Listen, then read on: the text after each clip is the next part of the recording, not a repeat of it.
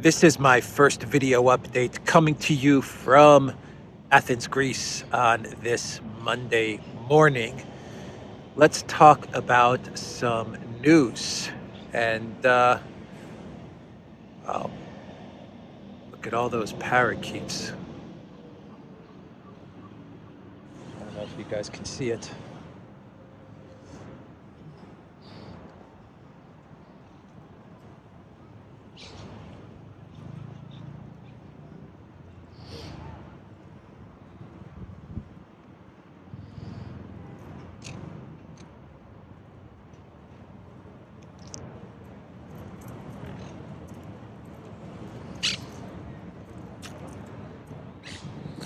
A lot of parakeets there.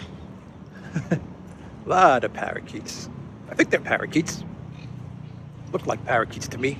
Anyway, I'm not very good with identifying birds. But anyway, all right. Monday morning, parakeets are out. The birds are singing.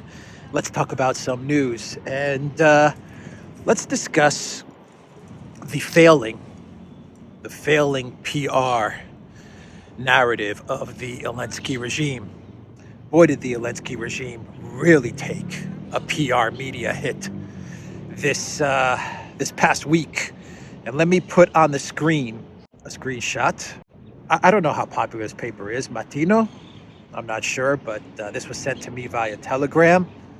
So I don't know exactly how big this paper is or its readership. I don't know if it's left, right, center. I have no idea. But the cover of this publication says, "Quest'uomo è pericoloso." This man is dangerous.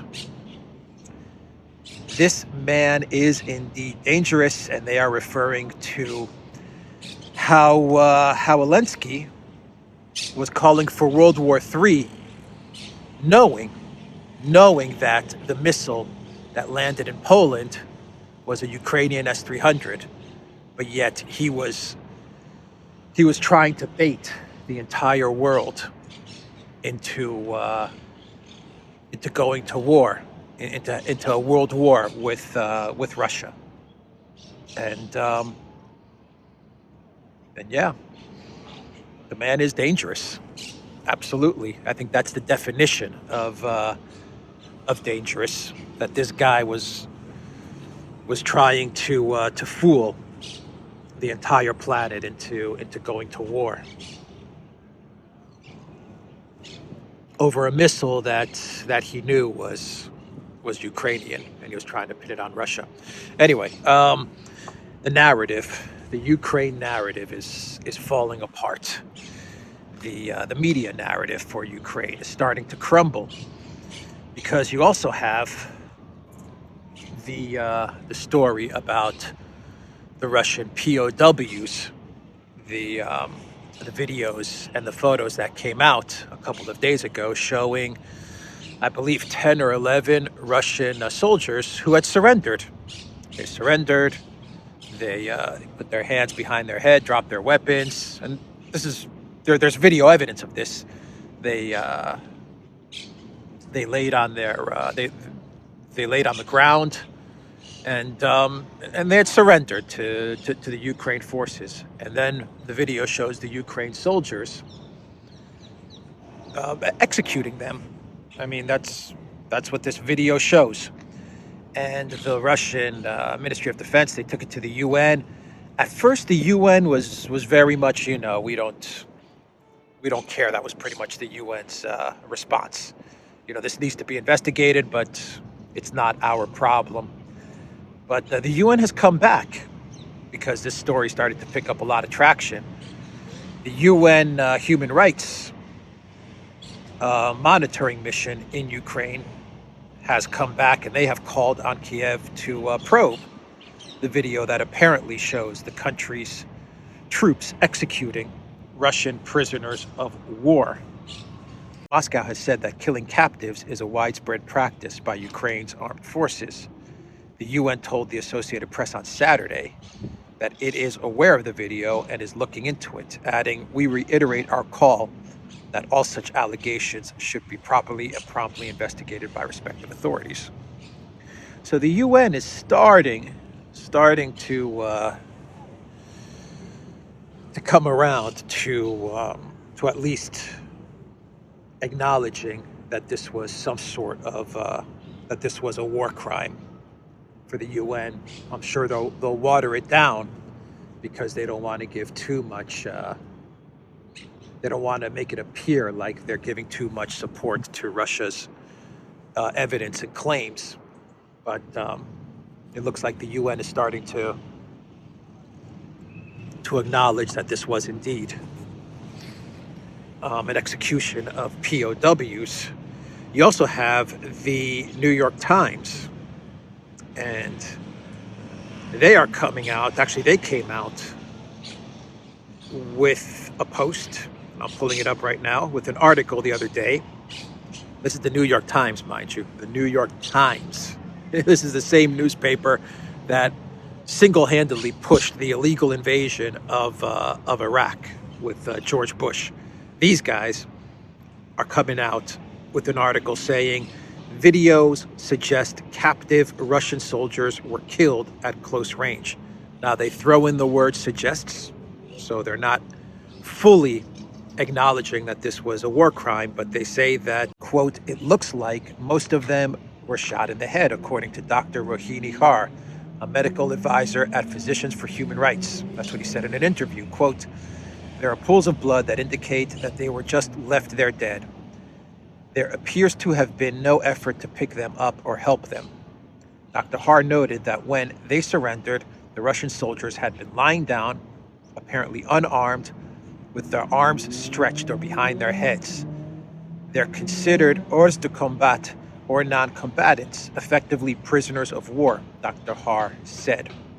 The international treaty that established the International Criminal Court says killing or wounding a combatant who, having laid down his arms or having no longer means of defense, has surrendered at discretion is a violation of the laws of international armed conflict. So this is the New York Times reporting this. Now they do say, they throw in the words like suggest and stuff like that, but still, this is as close as you're going to get as to faulting the Elensky regime from the New York Times. This is as close as you're going to get from the New York Times as to faulting the Elensky regime. I can't talk this morning. I don't know what's wrong with me. Anyway, let's power through this video. Let's power. It's a Monday morning, I guess.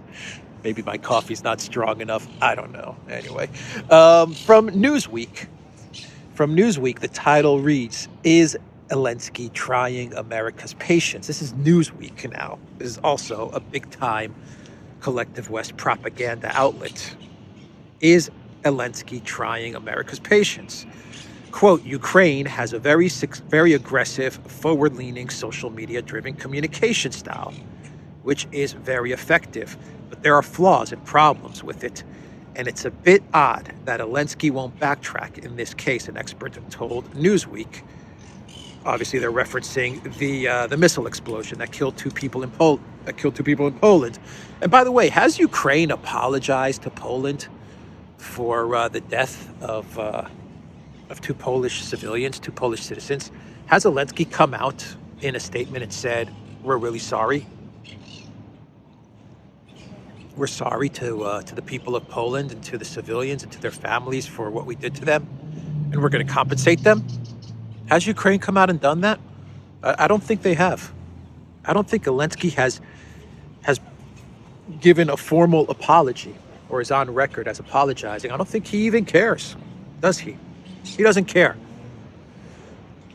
I wonder if the people of Poland recognize this, or if they're still buying into the Russia's to blame propaganda. Anyway, Newsweek says, I think that there is sometimes a frustration with questions of accuracy coming from Kiev about the war. I don't think Elensky's image would ever be impacted from this. However, I think his credibility would be hurt, says Dennis Fritz, a retired U.S. Air Force Command Chief Master Sergeant.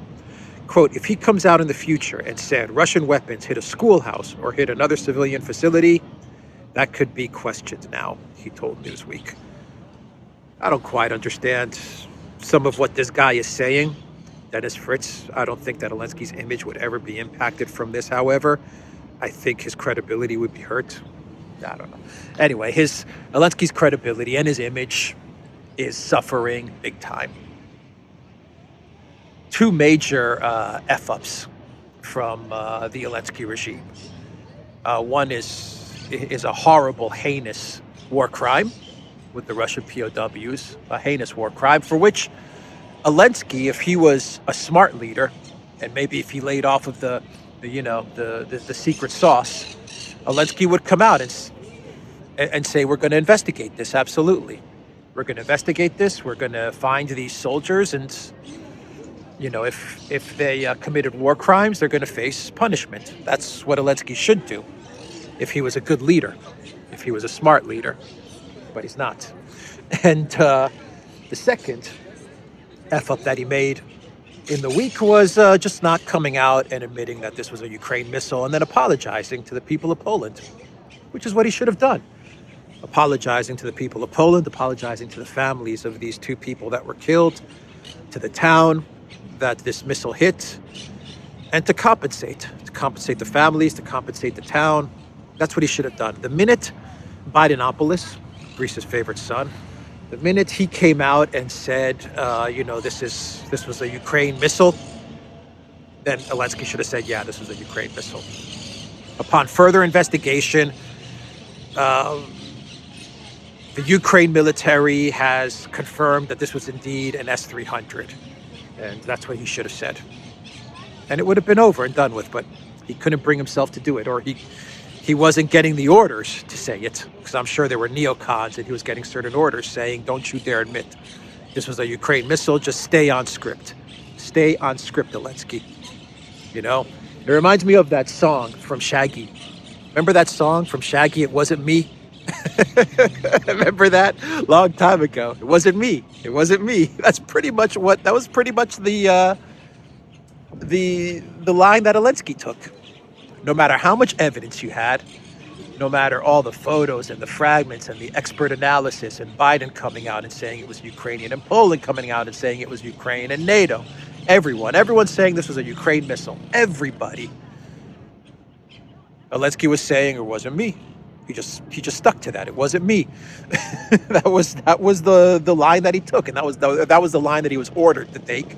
Anyway, never thought I would reference Shaggy in a geopolitical video post, but hey, why not?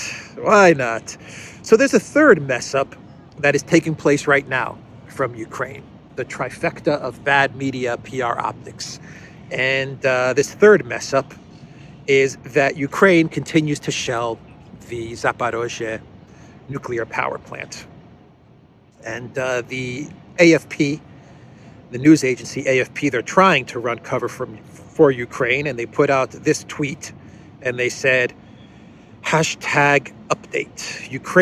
Ukrainian Nuclear Energy Agency Energostom said Sunday Russia shelled the territory of Zaporizhzhia nuclear power plant shortly after Moscow accused Kiev of hitting the site of the power station.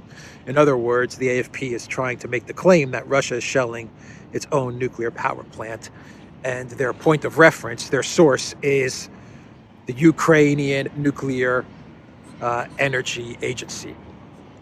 So the AFP, they call up the Ukrainian Nuclear Energy Agency and they say, what is going on with all of this shelling at the Zaporizhzhia nuclear power plant? And the Ukrainian Nuclear Energy Agency, Energoatom, I think I said Energoatom, they tell the AFP, well, Russia is shelling its own nuclear power plant. That's what's going on. And the AFP says, oh, okay, yeah, that makes sense. Okay, write it up. Send out the tweet. Let's write it up, because that makes complete sense that Russia would shell its own nuclear power plant. But that thing is backfiring on Ukraine as well, because you are getting the IAEA. They are coming out and they're starting to say stop. They're starting to say that, they haven't quite gotten around to blaming Ukraine, but they're coming out with statements saying that, we're playing with fire here. with the Zaporizhzhia nuclear power plant. And I believe the head of the IAEA, he was asked about what's going on at the nuclear power plant and if Putin understands what's going on. And he said, yeah, Putin's aware of everything that's going on, and this needs to stop. So the IAEA, they still, much like the UN, they still can't bring themselves around, for obvious reasons, to say Ukraine is doing this. But they water down the message, and they try to blame the Russians while saying it's Ukraine's fault. They try to spin it so that somehow Russia's to blame. Even they know the truth. They play that game, much like the missile that hit Poland. It was a Russian-made missile, or, well, this would have never happened if Russia didn't start this conflict. They try to rationalize it in that way. They know Ukraine's at fault. They know Ukraine did it, but they have to spin it in a way that still lays the blame on Russia. So that's what the UN and the IAEA, that's what they're trying to do. But I think everyone understands what's going on, and you can see that from the articles posted by the New York Times. You can see that from the articles posted by Newsweek. You can't even get to the collective West puppet media to absolve Ukraine of their crimes. They're having a hard time trying to spin this one. Anyway, my point on all of this, as I ramble on here, my point to all of this is that Ukraine is starting to lose the media PR war. They really are starting to lose it, or it's starting to unravel. The lies that they continuously tell they're all just starting to backfire, and it's all falling apart for them on the media PR side of things. And this is big because the greatest strength that the collective West has, the most powerful tool that the collective West and Ukraine has at their disposal, is the soft media power.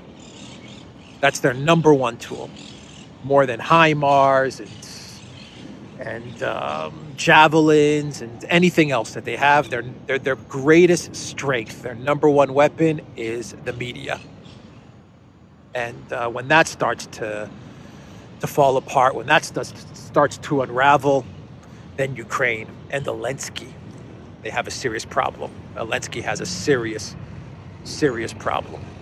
I wonder if Elensky's going to use the blackouts that are about to come to all of Ukraine to sneak out of the country.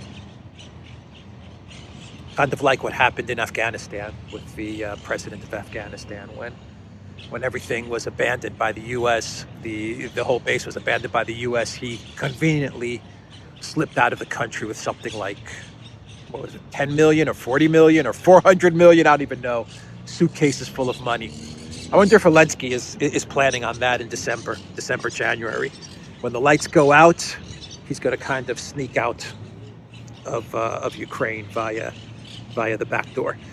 So that is what's going on in Ukraine. We had big news with regards to Syria and Iraq. Actually, the Kurds in Syria and Iraq, and we had Turkey launched an offensive against the Kurds in Syria, and Iraq yesterday evening. They launched an offensive against the Kurds in Iraq. And what is going on here? Well, let's start with Turkey. Turkey launched missile strikes on the positions of Kurdish formations in the northern parts of Syria and Iraq. They also hit Iraq as well.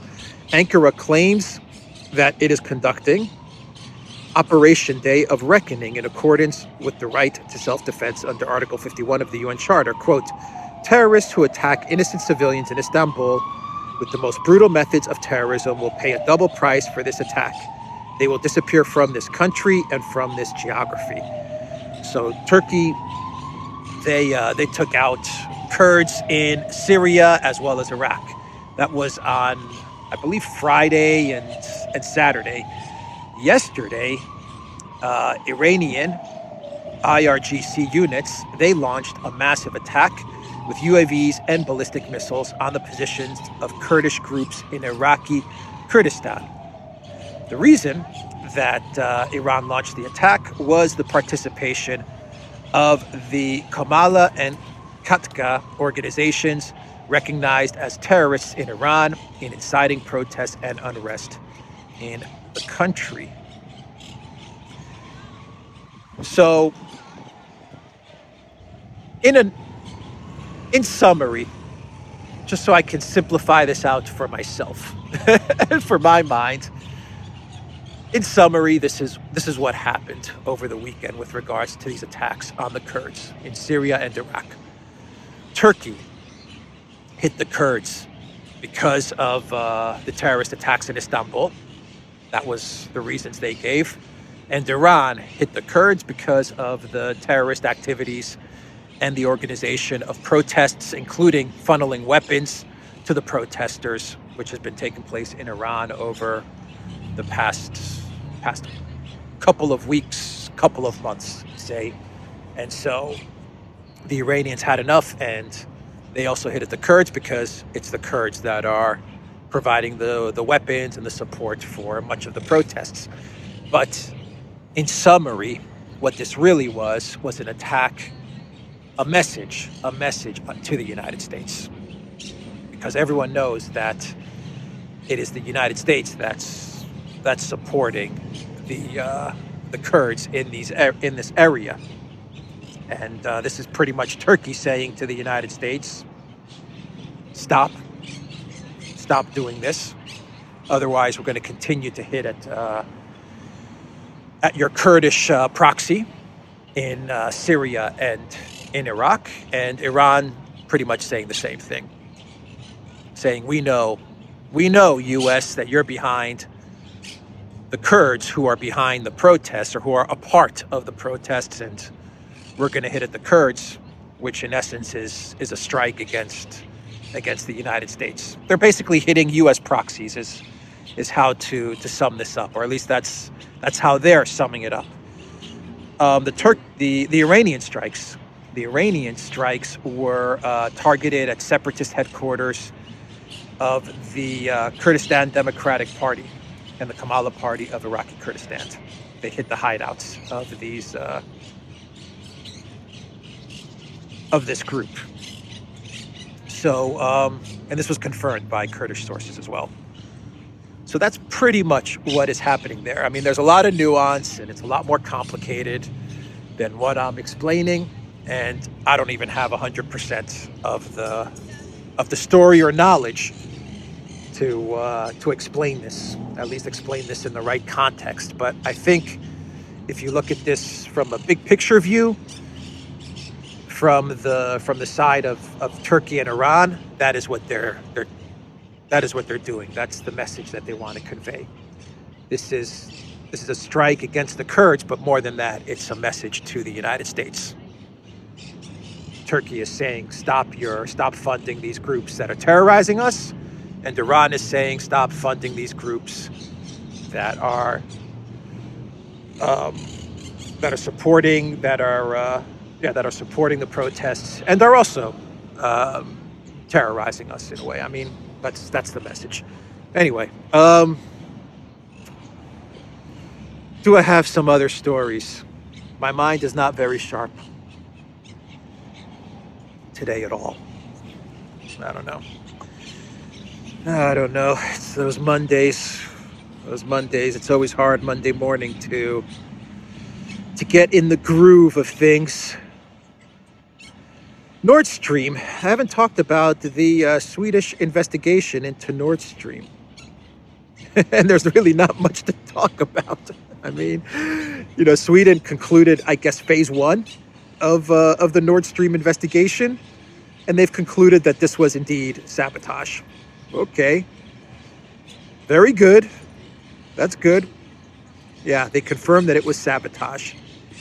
In the crime scene, this is according to the Swedish Security Service, in the crime scene investigations carried out on site in the Baltic Sea, the extensive damage of the gas pipelines resulting from detonations has been thoroughly documented. Several seizures have been made, including foreign items. Explosive residue was identified on a number of the seized and analyzed foreign items. the Security Services Agency said.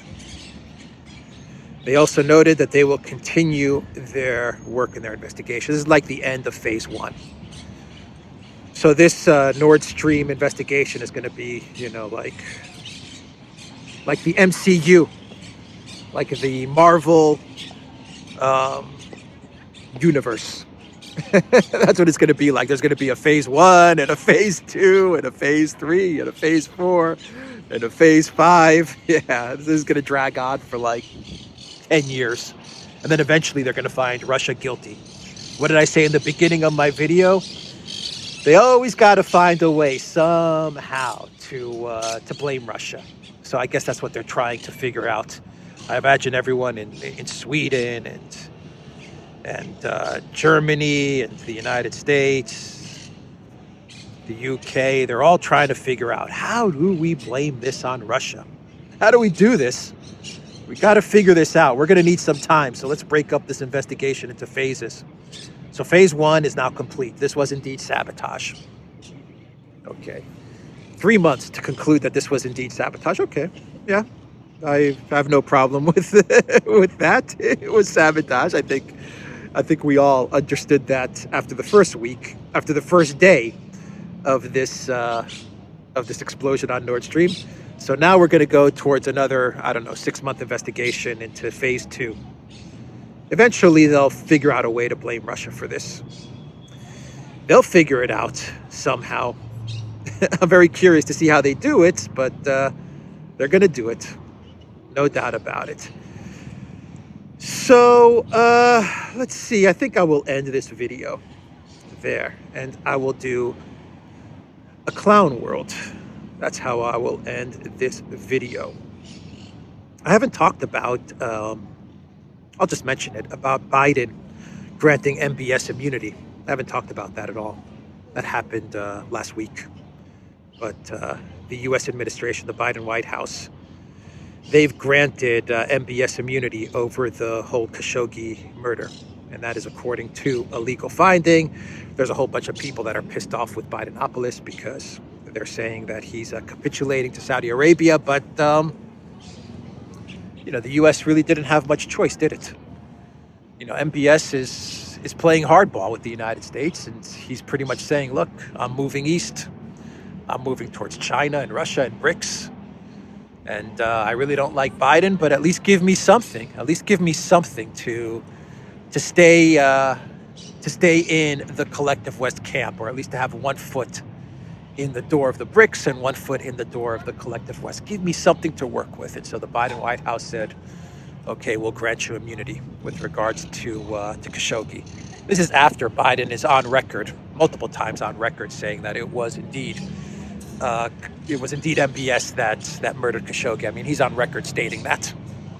But now it looks like he's changing his tune, or at least they're granting him immunity. They're granting MBS immunity. Let's see. The U.S. government has determined that Saudi Arabia's Crown Prince, Mohammed bin Salman, should be granted immunity for the 2018 murder of the Washington Post's journalist Jamal Khashoggi. The Biden administration cited the prince's promotion to the role of prime minister in a court filing submitted on Thursday. The suggestion has prompted fierce backlash from Khashoggi's fiancée, Hatice Cengiz, as well as from human rights activists. It is a capitulation from Biden, and it's the Biden administration recognizing that they can't alienate Saudi Arabia. They have to find a way to bring Saudi Arabia back on side somehow, some way. So that was a story that happened last week, and I just didn't get around to reporting it. So let's now do a clown world. Let's do a clown world here.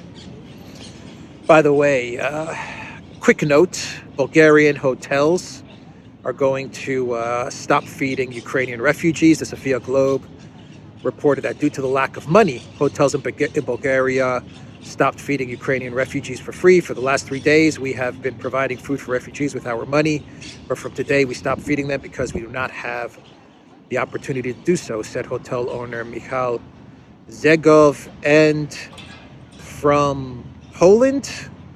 Poland will make Ukrainian refugees pay for accommodation, according to Polish officials. This will motivate Ukrainian visitors to work in Poland as quickly as possible and rent accommodation at their own expense. The initiative will be aimed at those who have been living in sanatoriums, boarding houses, and hostels for months. About 20% of the Ukrainian refugees. I just think these are two interesting signs, two small indications, but nonetheless indications that the EU is, and these EU member states, they're not only running out of weapons, and they're not only running out of money to send to Ukraine, but they're running out of the ability to take care of the Ukrainian refugees that are in their country. And so, if Russia does decide to turn off all the lights in Ukraine in December and January, and you do have a flood of 8 million refugees into Europe, what's going to happen then? If right now the EU member states, they're having a hard time dealing with the Ukraine refugees that are already in their country, what's going to happen if a massive flood of 6 to 8 million refugees hits the EU in January or February or December? It's not going to be good. It's not going to be good at all. Since we're talking about Poland, Lockheed Martin confirmed today that it is ready to supply 220 HIMARS to Poland. They're going to deliver the first 20 systems in 2023. Military-industrial complex, they're doing very, very well from this conflict. That's why they want this thing to last another 10 years. They're making big deals with Poland and with other countries in the EU. 220 HIMARS. You see why it was so important for the media to hype up the HIMARS systems? Good marketing. Good marketing from the collective West media. Okay, let's not do a clown world and we'll wrap this video up. The UK Ministry of Defense will provide refillable lighters to the Ukrainian army with the slogan, "Glory to Ukraine," inscribed on them as part of the winter kit it is giving Ukrainian recruits training on British soil. So Rishi Sunak, he was in Kiev. He gave $60 million, including 125 anti-aircraft guns, which is a nothing burger. He gave that to Elensky. And he was in Kiev hugging it out with Elensky and taking a tour of downtown Kiev. And, you know, Rishi Sunak was doing his, he was taking his orders and doing his part as per his puppet masters to go to Kiev and to relay whatever information he had to relay to Elensky. Who knows what the orders are to Elensky that were delivered by Sunak. But make no mistake about it, Sunak was in Kiev in order to deliver some sort of orders to Elensky. Perhaps provide some warnings, perhaps provide some support, who knows. But that was the purpose of Sunak's trip. And of course, you can't travel to Kiev and you can't pay homage to the globalists and to Elensky without, you know, you have to pay tribute to Elensky. And that may mean billions of dollars, or that may mean just, you know, 60 million, whatever you have in your pockets, you know. And that's what Sunak did. It's impossible to go to Kiev without paying tribute to the globalist agenda in the form of the avatar Elensky. So that's what Sunak did. But the clown world is the fact that the UK is training these Ukraine soldiers on British soil. And as part of their kit, they're giving them this lighter, which says, "Glory to Ukraine, glory to our heroes." And they created a whole slick video promo. I was talking about the power of their soft media. You see it on full display with this Ukraine lighter, and they come out with nice little slogans. I forgot what the slogan said. I'll put the video up so you can see it. Something like, "In darkness there is light, glory to Ukraine," or something like that. Anyway, you know, this is the soft power. This is the soft power, the number one weapon of the collective West. Their greatest weapon, their greatest tool is their media soft power, without a doubt. That is their number one weapon. So that is the clown world. Sunak, the UK, they are just knee deep in Ukraine. And their country, the UK, unfortunately, it saddens me to say it, but unfortunately, it's going to be the UK that is going to it's going to pay a heavy price for investing so much into Ukraine and into the Ukraine conflict. Unfortunately, that's just the reality of the situation. And Sunak doesn't have the strength, the courage, the independence to get the UK out of this mess. He just doesn't have it. Anyway, that's the video, guys. The Duran.locals.com Duran shop, 10% off. Use the code. Good day. And what else do I want to say? Don't listen to the scammers who pretend to be me, or on the Duran, or on Alexandra's channels. These are scammers, and we will never, ever, ever ask you for money or for your phone number or anything like that. These are impersonators. So just ignore them. I am deleting them as quickly as possible as well. But you delete one, 10 come back. Anyway, that's the video, guys. Take care.